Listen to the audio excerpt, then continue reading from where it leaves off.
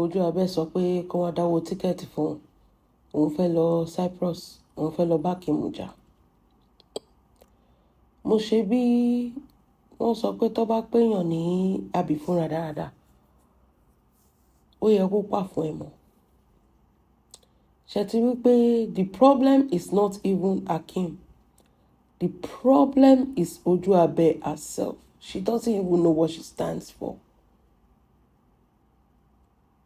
The woman is broken, mentally broken.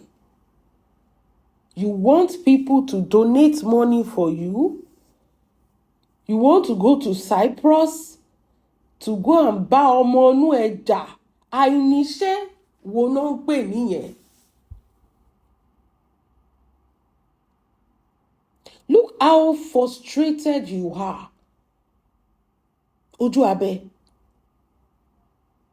Gbogbo sáìdì ẹ̀ kò yẹ kí anybody rí now. You have a problem. Ọmọ inú ẹ. Number one, kò sówó tíkẹ́ẹ̀tì lọ́wọ́ ẹ o. Kì í ṣe pé o ní o, kì í ṣe pé àpò ẹ ló ti fẹ́ yọ o. O sì fẹ́ wá tọrọ bárà owó tíkẹ́ẹ̀tì ni.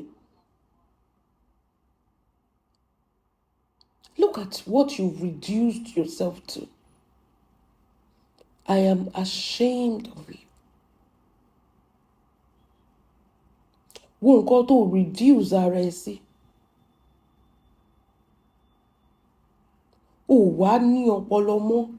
When your platform is gone, bí àtòrí ẹ̀ ló ṣe wò pé ìjà gbòòrò ni kó sọ́dí. The platform is already gone. Jọ́ tó bá wá lọ síbẹ̀ torí mo mọ̀ pé o ò fi ọpọlọ tó bá wá lọ Cyprus tó lọ nàyàn tó wá arrest ẹ̀ ńkọ́ báwo ló ṣe fẹ́ ro tiẹ̀ because I don't ṣé kì í máa this woman is over 50.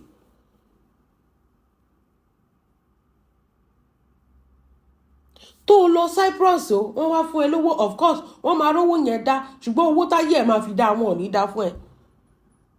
Ọkọ ẹ ló ń ta charger yẹn wọn ò lè dá owó tọkọ ẹ máa fi ní ọ́fíìsì tiẹ̀ àbí tó máa fi ní kíní tó máa fi build ṣọ́ọ̀bù tiẹ̀ tó máa ta charger kì í ṣe charger nìkan tó máa ta MacBook àbí Mac Pro àbí kí lẹ máa ń pè tó máa ta gbogbo ẹ̀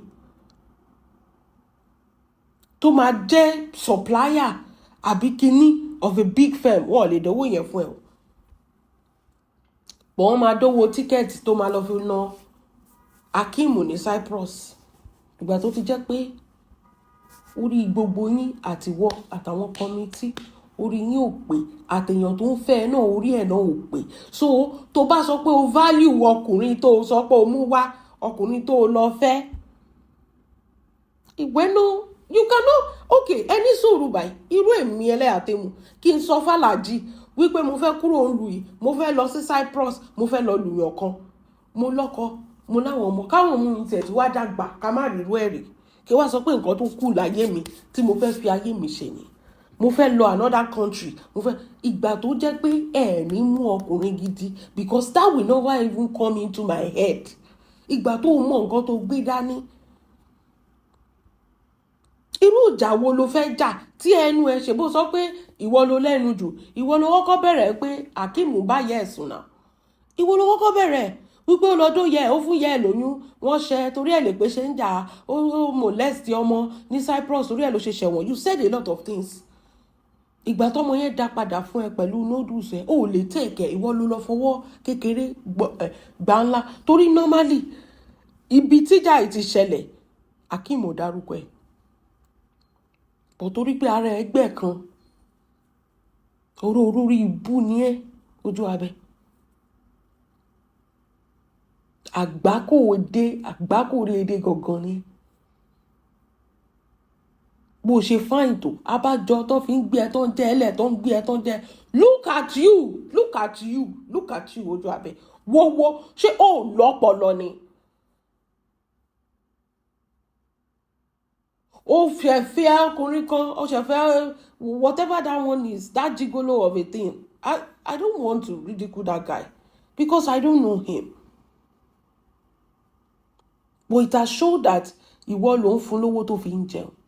That is why you can boldly say even gan Ṣọlá pé Lizzy gan ò lè sọ pé Alhaji kó sọ fún láti pé òun fẹ́ wọṣọ. The craziest thing Lizzy can do òun ló ti ń ṣe yẹn. Òun máa wọṣọ, òun fẹ́ lọ na èèyàn kan, òun fẹ́ travel lọ na èèyàn kan. Make it make sense. Abájọ tí Lizzy fi jáde tó ń sọ fún wa pé ṣèbẹ́ sọ pé Àdàbí òṣìṣẹ́ ni. Àdàbí ayé ẹ̀ ti bàjẹ́ Ojuabe. For you to even think about it and bring it to social media. Nǹkan tó kú ẹ̀kú tó lè fi láìpẹ́ ṣe nìyẹn kó lọ máa jàjàgboro. Tó bá tẹ̀ dé bẹ́ẹ̀ ká tẹ̀ gbàgbé tọlọ́pàá pé wọ́n máa arrest, of course wọ́n máa arrest ẹ náà. Tó bá dé bẹ́ẹ̀ kó wá jẹ́ pé what I order versus what I got ni kán lù ẹ́ àlùfẹ́ẹ̀kú. Àbí kán pa ẹ́ síbẹ̀. Báwo ló ṣe fẹ́ ro tiẹ̀? Báwo ló ṣe máa gbé bọ́dì ẹ̀ dé ibi tó Ọlọ́run ìyá èèyàn kan lélẹ́yìí o. A whole 50 useless years old woman. Old hag. Beauty no brain. Beauty no. Ẹlòmíì ò fine tó Ojuabe. But nǹkan tó ń gbá lórí wọn no be mọ́ínmọ́ín. Ó kàn fine. Wasted beauty. Tí ò ní ọpọlọ. Wasted beauty. No brain. Abájọ tó fi ń jẹ tó ń jù ẹ̀lẹ̀ tó ń jẹ. Mo máa sọ fún yín tọkùnrin bá tẹ̀ tí kọ́kọ́ jẹ́ torí pé ó fine wọ́n kọ́kọ́ do ojú náà ń dó àbí. Ìgbà tó bá tún wá rí pé lè yóò lọ́pọlọ. Of course wọ́n máa já ẹ̀lẹ̀ nìyà.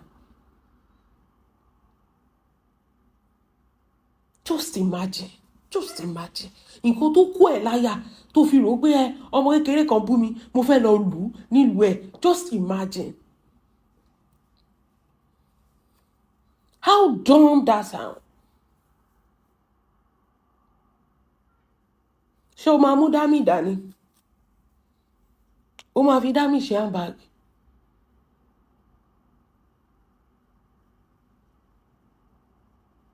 Ìwọ òpònú játijàti. Ó ń wẹ̀ láwọ̀ sunkún wo rẹ̀ láwọ̀ rẹ̀. You have messed yourself up on social media. O ti bà brand ẹ jẹ́. You've destroyed everything. Gbogbo nǹkan tó gbé dání o ti wo. Mo ní mo sọ fún ẹ ṣùgbọ́n pé mò ń kìlọ̀ òun fún ẹ pé Ojuabe má dọmọdé yìí lóhùn. Ó fẹ́ bà tiẹ̀ jẹ́ ni. Ó yẹ kó ti understand the game yìí. Wọ́n ti bà tiẹ̀ jẹ́. Tó fi rò pé ìjà ló kù. Wọ́n ti bà tiẹ̀ jẹ́. O travel lọ ṣe nǹkan rere. O fẹ́ travel lọ lù mí. Ọmọ yẹn finish ẹ hands down. Akeem finish ẹ. Kì í ṣe ìhòòhò nìkan ló fi finish ẹ náà. Even God reasoning gan ó finish ẹ. You are a fool. You make a fool out of yourself. Mi ti expect pé o tẹ̀lé ọ̀tá ìlú kìíní. Ìwọ ló defame ọmọdé yìí tó sọ pé ń bá yẹ ẹ̀sùn. Ó náà ń gbé òbó ẹ̀ síta náà. Bí òbó ẹ̀ ṣe wá dé ọwọ́ Akeem, ìyẹn wá ní wàhálà o.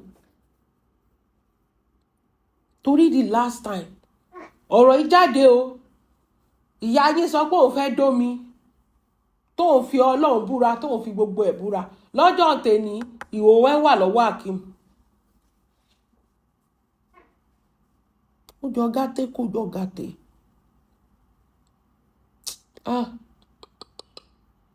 Òótọ́ ni. In fact, mo gbà fún ẹ nísìn. Èpè ẹ ló mú. Bẹ́ẹ̀ni. Ẹlẹ́dàá ẹ gbá bọ̀dé. Èpè ẹ ló mú. Torí àwọn tẹ́jọ́ ń pínwé àtẹ̀gbọ́n àti kínní. Tẹ́ bá ti bá yá, wọ́n ti bà tiẹ̀ jẹ́ tó ń sìn rẹ̀. Wàá rí pé tó bá ti rí pé you are gone. Oníkálukú máa yọwọ́. Wọ́n máa yọ lẹ́yọ kọ̀ọ̀kan bí ìgbálẹ̀ kúrò lẹ́yìn ẹ̀. Wọ́n máa di once upon a time. Once upon a time. You want to rule. You want to dominate. You want to control. You want to be like, èmi nìkan ni. Kò sí anybody. No, wọ́n ò dálé ayé fún èèyàn kan. Wọ́n ò dálé ayé fún èèyàn kan.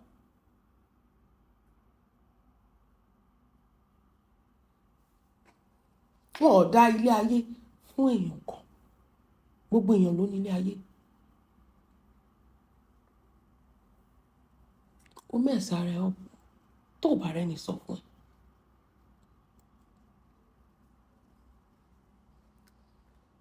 Àìníṣẹ́ náà ni. Àìníṣẹ́ náà ni. Gbogbo nǹkan ni òfin. Báwo ló ṣe fẹ́ ta sọ́sán fún ẹ náà? O fẹ́ ọkọ, ó wá fẹ́ ti platform ẹ̀. O bá yànjà, ó mọ̀ pé platform ẹ̀ yẹn brand ẹ ni. Whatever it is that you are doing, your life should not affect your brand. Life ẹ kò gbọ́dọ̀ affect brand ẹ, which is your platform. Ibi tó ti make owó ẹ nìyẹn.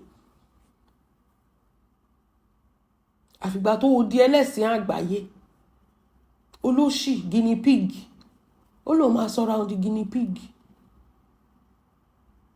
Ó wá fẹ́ máa jà kiri, nǹkan tó ayé ẹ̀ wá reduce sí nìyẹn pé kó máa jà kiri country to country, kán máa arrest ẹ. Wọ́n gbé ẹ rí tó bá lọ jà sí, wọ́n máa gbé ẹ, wọ́n á sọ ẹ́ sí kálọ́ gbàm. Àkíìmù tó lọ bá jà máa wà ń ta òun ló tún máa ṣe ṣó pé ṣe ti rí ayé ìyá yín ti bàjẹ́ o, ó ti wà níbí báyìí o, ó ti di ex-convict. You are a shameless old hag.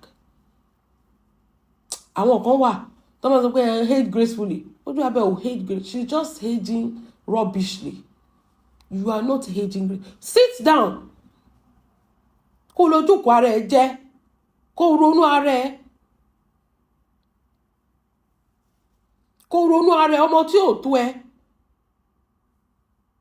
Sit down, kó jókòó, kó ronú ara ẹ, kó pé ìfun àti kíní ẹ̀ papọ̀.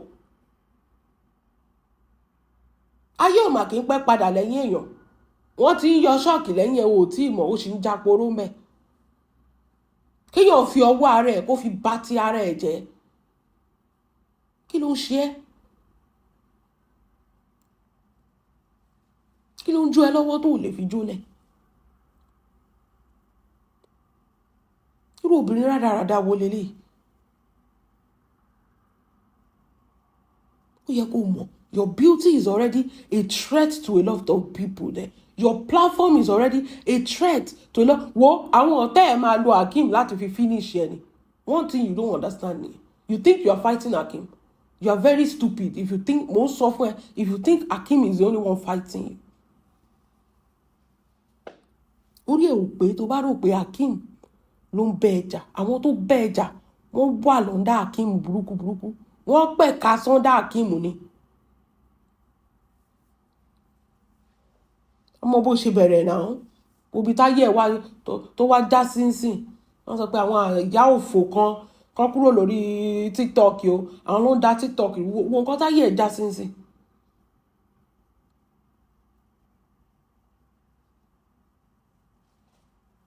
Wo nǹkan tó reduce sínsìn.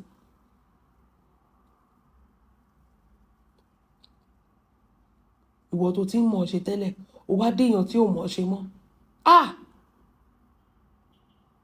Hey, Ọlọ́run. Ó wá di èèyàn tí ò mọ̀ ṣe mọ́. Torí ọmọ kékeré kan, wọ́n ti wá fẹ́ gba platform lọ́wọ́ ẹ̀. Wọ́n ti fẹ́ gba relevance lọ́wọ́ ẹ̀. Téèyàn bá ti fẹ́ wò self-destruct lọ́bẹ̀rẹ̀ lọ́wọ́ ọmọ. Bó ṣe máa sọ gbogbo ẹ̀nù táwọn èèyàn orí sí àwọn èèyàn ti wá rí ẹ pé àṣejù ẹ̀gàn ti pọ̀ jù. Ní Ojuabe yẹn àṣejù ẹ̀gàn ti pọ̀ jù. Kí ló máa ń ṣe náà?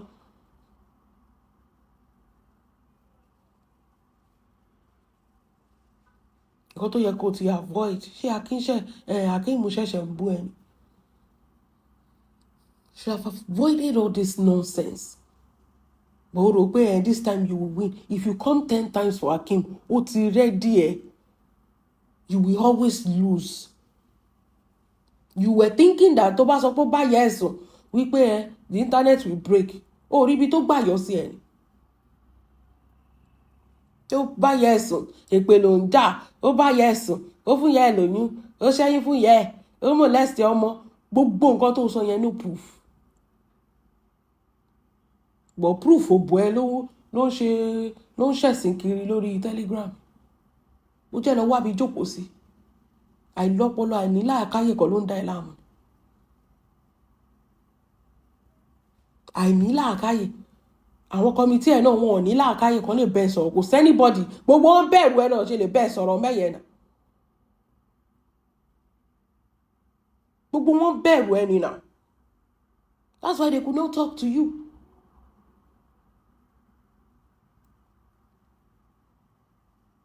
Something is wrong with you.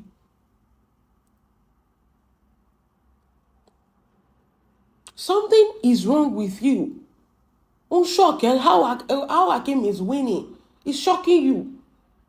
You feel like, ọmọdé then. He will always win because that is your focus. You are looking, all your focus is on, báwo ni mo ṣe fẹ́ win Hakeem? Kán lè rò pé èmi mo win. You cannot win like that. Hakeem ò rí pé bó ṣe ránṣẹ́ easily ló dẹ̀ mess ẹ up. Easily ni Hakeem mess ẹ up. Ó rí bó ṣe ránṣẹ́ sí ẹ lára.